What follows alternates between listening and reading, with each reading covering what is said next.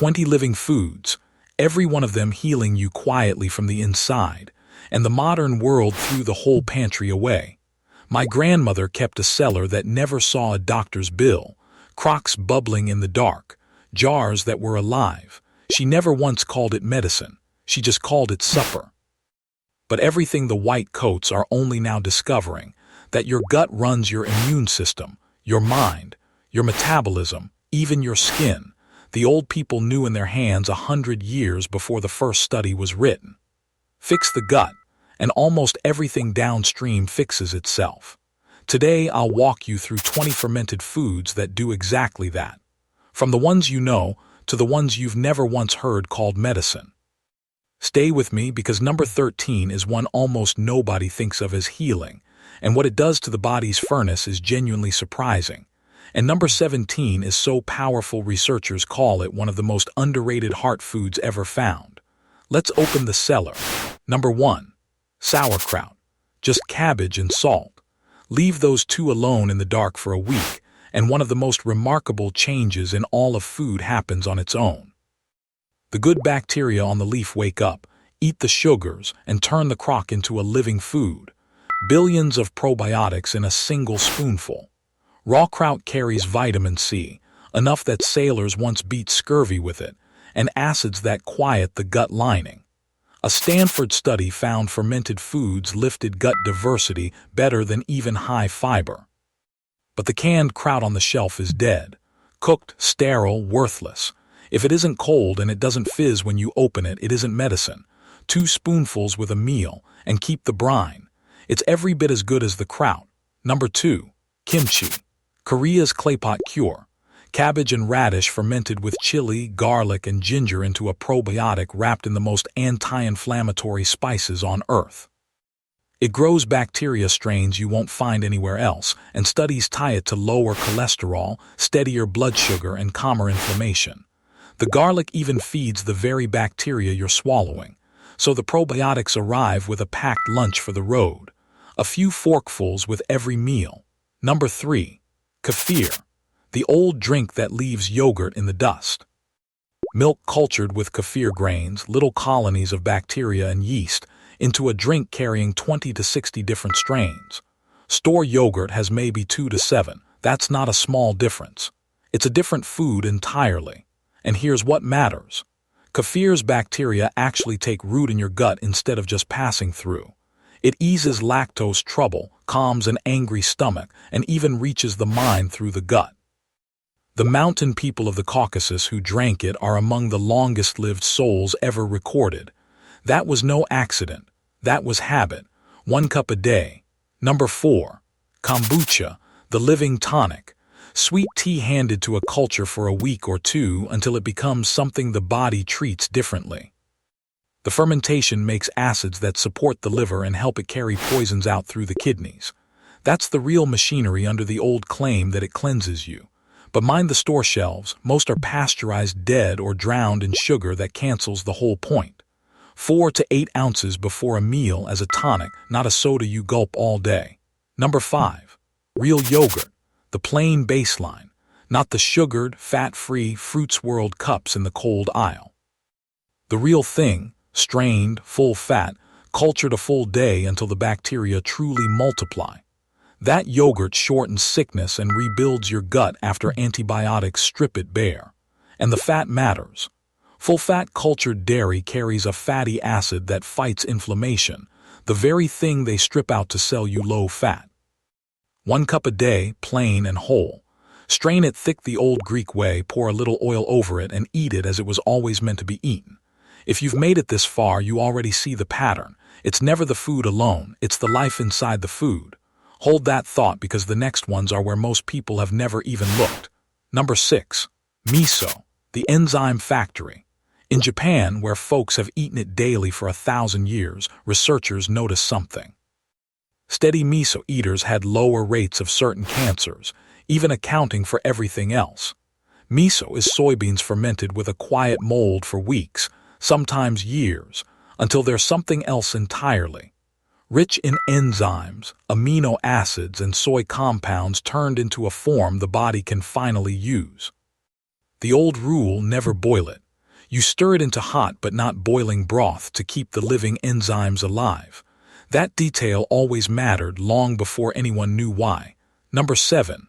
Raw aged cheese, the forgotten probiotic. Real aged raw milk cheese is a living thing. Aged Gouda, real Parmesan, raw cheddar, they carry live cultures that reach the gut alive. The aging makes fatty acids that feed the very cells lining your colon, and it's one of the richest sources of vitamin K2, which walks calcium into your bones and away from your arteries. The key word is raw and aged.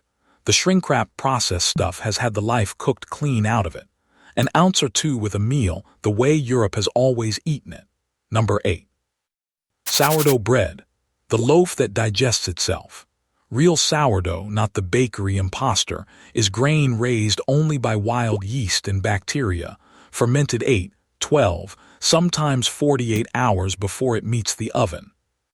In that long wait, the bacteria eat the sugars that would spike your blood, break down the anti-nutrients that block your minerals, and partly digest the gluten itself. Studies show a gentler blood sugar rise, and some folks who react to ordinary bread handle real sourdough just fine. The plastic-bagged loaf with the 3-week shelf life is not bread in any old sense. It's an engineering product shaped like bread. Number 9. Beet Kvass, the blood tonic almost no one here knows.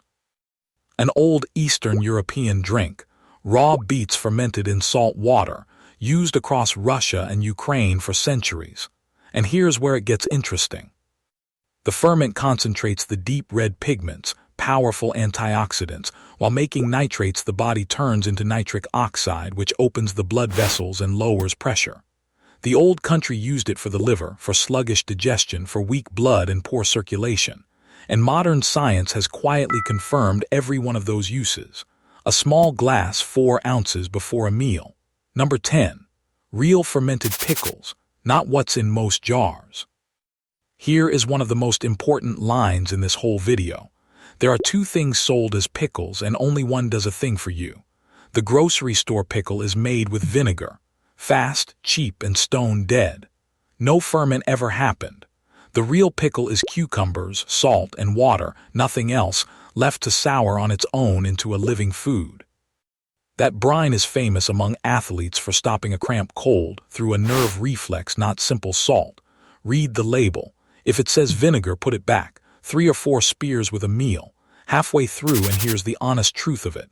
Every one of these was common knowledge in a farmhouse kitchen 100 years ago. We didn't lose the science. We lost the habit. And the next one is where nearly everybody stops paying attention, right when they shouldn't. Number 11. Tempeh. The ferment that fixes soy. Plain soy is a complicated thing, full of compounds that block your minerals and protein. So how did the old Asian cultures eat it without trouble? Simple. They fermented it. Tempeh is whole soybeans grown together with a mold into a firm cake, and the ferment breaks down everything that made raw soy a problem. What's left is 30 grams of complete protein a cup, rare plant B12, and fiber that feeds your gut. A true meat substitute, not a sad imitation. Sliced and pan-fried, it rewards a bold hand with the seasoning. Number 12. Coconut Kefir, the dairy-free healer. For anyone who can't take milk, this is no compromise. Coconut milk or water cultured with kefir grains, giving you the flood of probiotics plus the coconut's own oils, which fight fungus and bad bacteria on their own. It's especially good against yeast overgrowth, that quiet cause of brain fog, gut trouble, and skin flare-ups. And from the water, it's rich in the minerals that put you back together after sickness. 1 cup a day. Slightly sweet, gently sour, one of the easiest to learn to love. Number 13. Fermented Hot Sauce, the metabolic fire. This is the one I promised you. Most folks call hot sauce a condiment and stop there. That is a mistake. Fermented pepper sauce, soured with salt instead of vinegar, brings together 2 of the most active things in all of food. Live cultures and capsaicin, the heat itself. That heat lights the body's furnace, burning calories for hours after you eat, quieting hunger, and even fighting the bug behind most stomach ulcers. The ferment breaks the peppers down and packs in the bacteria at the same time. A probiotic, an anti-inflammatory, and a metabolism spark, all in 1 spoonful. a tablespoon on your food every meal. Number 14. Fermented garlic honey, the immune legend. Take the two most powerful germ fighters the good Lord ever grew, raw honey and garlic, and let them ferment together a few weeks, and something remarkable happens. The garlic's active compound turns more stable and more usable, the honey grows more potent, and the whole jar becomes an old-time immune tonic. Garlic alone is shown to cut down colds, lower pressure, and thin the blood. Raw honey fights even the germs that laugh at antibiotics. 1 to 3 cloves a day through the cold months, with a spoon of that infused honey. Exactly the sort of thing your great-grandmother kept on the shelf and your doctor has never heard of. Number 15. Apple cider vinegar with the mother, the blood sugar regulator, not the clear, filtered, dead kind. The cloudy kind with the mother, that cobweb-looking culture at the bottom of the bottle, still alive. This is among the most practical things on the whole list. A spoonful in water before a heavy meal blunts the blood sugar spike by 15 to 30% because the acid slows the very enzymes that turn starch to sugar. Over time, it steadies insulin and even helps folks with too little stomach acid, a common hidden cause of bloating. 1 tablespoon in a full glass of water before meals. Never drink it straight, it will strip your teeth. Number 16. Fermented beets, the circulation charger. Beets are already among the richest vegetables in the ground. Ferment them, and they become something else. The souring concentrates the nitrates your body turns into nitric oxide, opening the vessels, lifting the blood flow, and dropping pressure by numbers that rival the pills. Athletes gain real endurance from it, so much it's banned in some elite sport. And the ferment makes the iron and folate easier to absorb and the beet gentler on a tender stomach. Half a cup as a side or a few ounces of the brine as a daily tonic. Yes, it turns your water pink. That's not a worry, that's the beet doing its work. Number 17. Natto, the one they keep calling extraordinary. This is the other one I promised. Fermented soybeans, stringy and strong-smelling, holding one of the most important compounds in all of fermented food. An enzyme born only in this ferment that dissolves the very protein that forms blood clots. Clots behind the heart attacks and the strokes. A food that quietly keeps them from building. And natto is the single richest source of that bone and artery vitamin, K2, steering calcium into your bones and out of your arteries. The Japanese eat it over rice at breakfast, and it may well explain a piece of how long they live. The taste is a challenge. Eat it anyway. Number 18. Cultured buttermilk. The forgotten digestive, not the thick carton stuff from the baking aisle. Real cultured buttermilk is the thin, living liquid left after churning butter, easy on the stomach and full of cultures. Across Ireland, Scandinavia, and India, it was the daily digestive drink. The sick were given it first. The old drank it every day. Babies were weaned onto it. In Indian kitchens, it's spiced with cumin and salt as the after-meal tonic, a recipe thousands of years old and exactly right. A glass with or after a meal. Number 19. Fermented herbal tonics, where old medicine meets living culture. In every healing tradition on earth, there's a remedy that marries medicine herbs with fermentation. Roots and leaves soured or set in honey until they deliver the plant in a form the body drinks in far easier. The ferment predigests the herbs, breaks the big compounds into small usable ones, and delivers them alongside the probiotics that help you absorb them. Fermented elderberry, turmeric, ginger. The healers always knew the preparation was half the medicine. Small daily doses, a few ounces. All it takes is a jar, some dried herbs, and salt water. Number 20. Wild fermented fruit, the original living food. And here we come to the last, the one that completes the story.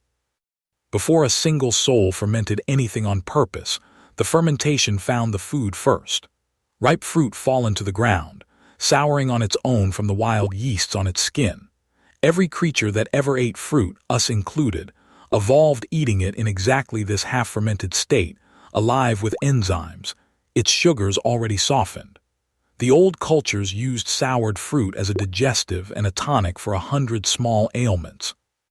The ferment tames the sugar, concentrates the antioxidants, and makes enzymes that carry your digestion. A small portion before or after a meal. Every fruit chutney in an old kitchen is doing exactly this. 20 foods, thousands of years of quiet tradition, and a mountain of modern study, all arriving at the same plain conclusion. The gut is everything. Here is what I want you to carry out of this. It's not a shopping list. It's a way of seeing. The people who built these traditions never had a single clinical trial. They had watching eyes and honest bodies that told them what worked, and they built a whole way of eating around what they saw. The words are new: probiotics, enzymes, nitric oxide.